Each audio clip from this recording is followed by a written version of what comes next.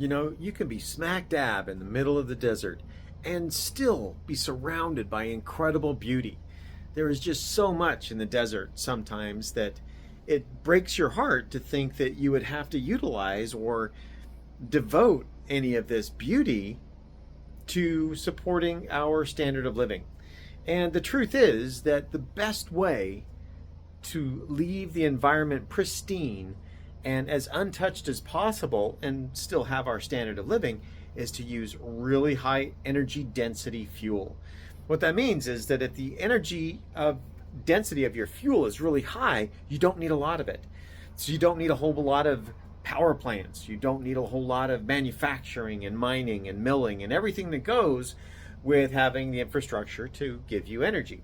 And so by having a huge energy density, you're able to have a very minimal impact on the environment. You just don't need to impact a lot. You don't need a whole lot of land. You don't need a whole lot of mining and all of the impacts that go with the infrastructure that gives us a really high standard of living. And the long story short is that the highest energy density is nuclear.